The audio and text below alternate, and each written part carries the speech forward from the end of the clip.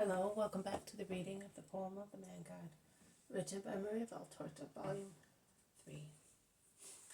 Chapter 280, Part 2, At the Temple for the Tabernacles.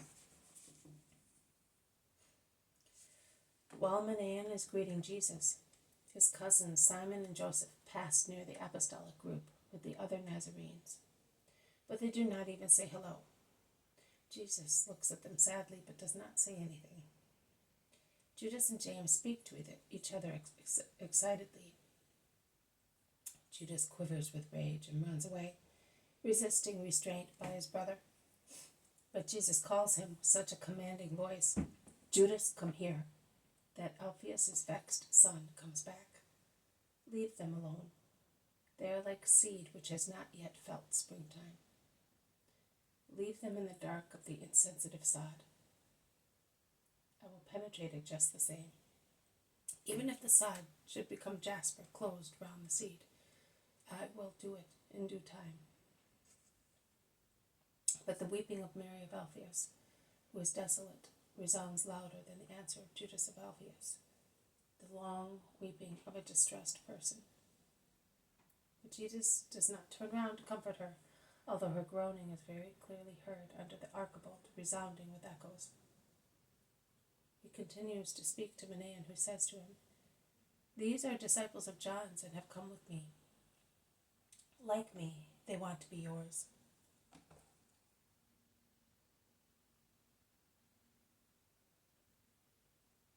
Peace be with good disciples.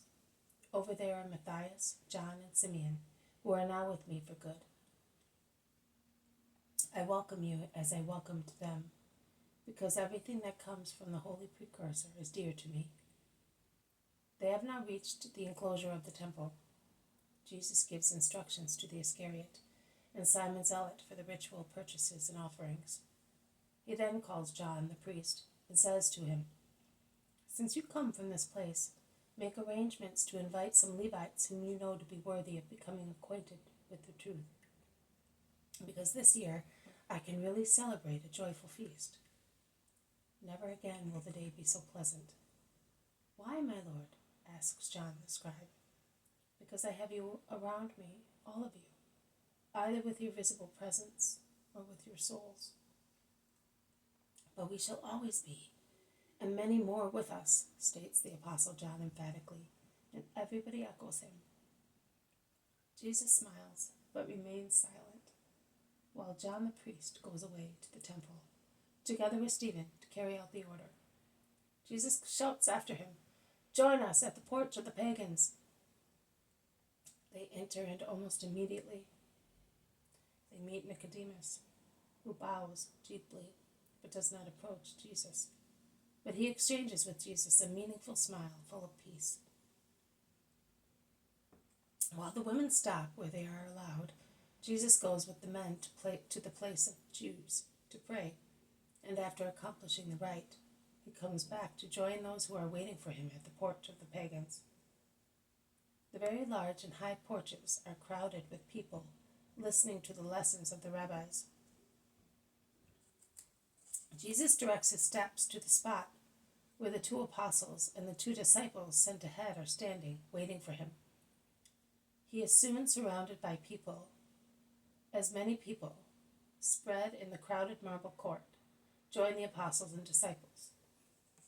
Curiosity is such that some disciples of rabbis also approach the circle round Jesus, but I do not know whether they do so spontaneously or because their masters have sent them. Jesus asks point blank, "Why are you pressing round me? Tell me. You have well-known rabbis who are well liked by everybody. I am the unknown and disliked one, so why do you come to me?" "Because we love you," reply some. Some say, "Because your words are different from the words of the others." Some, "To see your miracles," "Because we have heard people talk about you," or "Because you alone have words of eternal life and deeds corresponding to your words." And finally, some say, "Because we want to join your disciples." Jesus looks at the people while they speak, as if he wanted to pierce them with his eyes and read their most hidden thoughts. And some of them, who cannot resist his glance, go away or hide behind a column or behind people taller than they are. Jesus resumes, "But do you know what it means and what it is to follow me?" I am replying to those words only because curiosity does not deserve a reply, and because those who hunger for my words obviously love me and wish to join me.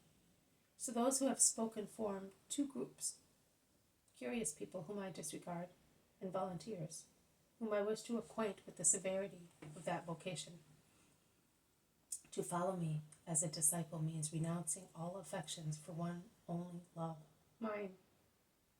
The selfish love for oneself, the guilty love for riches, sensuality or power, the honest love for one's wife, the holy love for one's father and mother, the deep love for and of children and brothers, must all yield to my love if one wishes to be mine.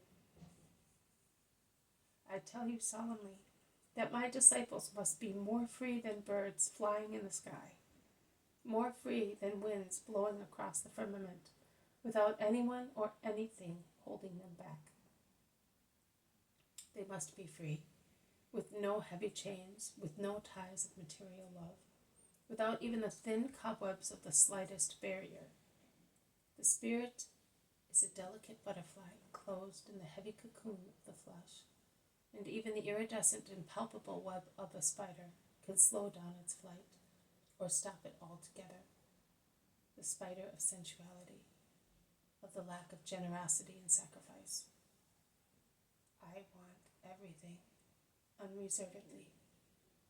The spirit needs such freedom and generosity in giving, to be sure that it is not entangled in the cobwebs of affections, habits, considerations, fears, stretched out like as many threads by the monstrous spider which is Satan, the robber of souls.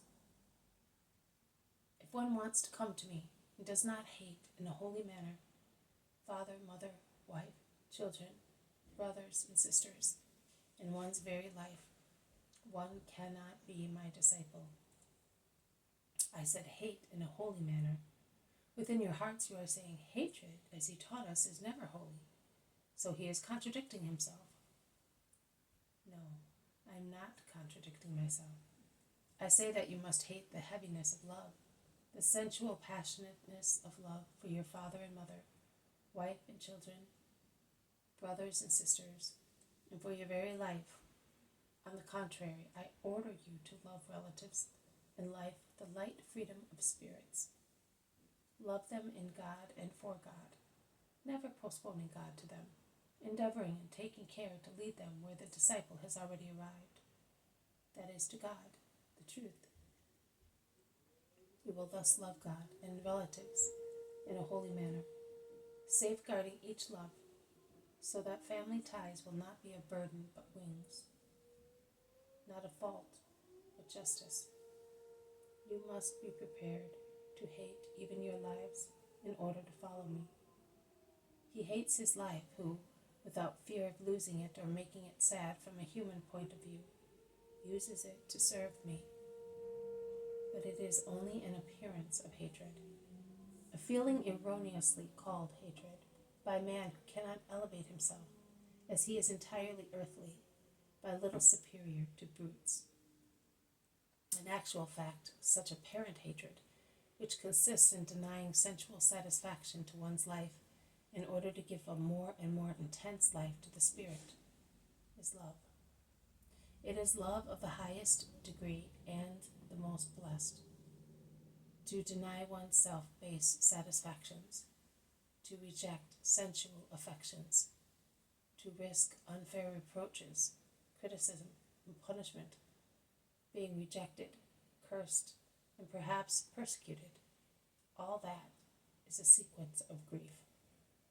But it is necessary to embrace such grief and take it upon yourselves like a cross, a scaffold, on which all past faults are expiated, to be justified by God, from whom you can obtain every true, mighty, holy grace for those whom we love.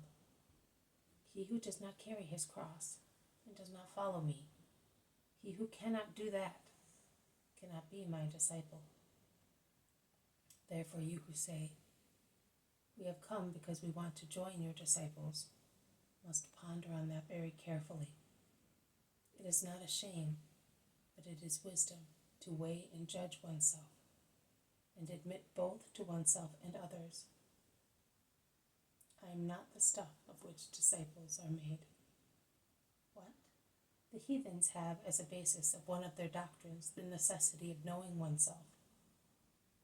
And could you Israelites not do that to gain heaven? Because remember this, blessed are those who will come to me. But rather than come to betray me and him who sent me, it is better not to come at all, and remain children of the law as you have been so far. Woe betide those who, after saying, I will come, cause damage to the Christ by being the betrayers of the Christian idea, the scandalizers of little ones and of good people. Woe betide them. And yet there will always be some of them. You ought, therefore, to imitate him who wants to build a tower. First, he carefully works out the necessary expenses and counts his money to ensure that he has enough to complete the work, lest after laying the foundation, he may have to stop building through lack of money, in which case he would lose what he had previously, and he would be left without tower and without talents, and over and above, he would be scoffed at by people saying he began to build, but he was not able to finish the job. How can he now stuff his stomach with the ruins of his unfinished building? Imitate the kings of the earth also, by letting the poor events of the world be useful for supernatural teaching. When they want to go to war with another king, they calmly and carefully examine everything, the pros and cons. They consider whether the benefit of the conquest is worth the lives of the subjects. They study whether it is possible to conquer the place, whether their forces, which are half those of their enemy, but more pugnacious, can win. And as they rightly think that it is unlikely that 10,000 can beat 20,000 soldiers before clashing with the enemy, they send ambassadors with rich gifts for the other king, and thus soothe him, and his suspicions had already been aroused by the military movements of the other. They disarm him with some proof of friendship. They dispel his doubts and fears, and make a treaty of peace with him, which is always more advantageous than a war, both from the human and spiritual point of view. That is what you must do before beginning a new life and fighting the world. Because to be my disciples implies going against the stormy and violent trend of the world, of flesh and of Satan.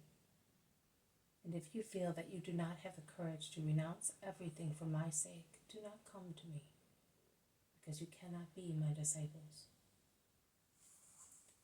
This has been a reading from the poem of the Man God, written by Maria Valtorta, Volume 3, Chapter 280, Part 2, At the Temple for the Tabernacles.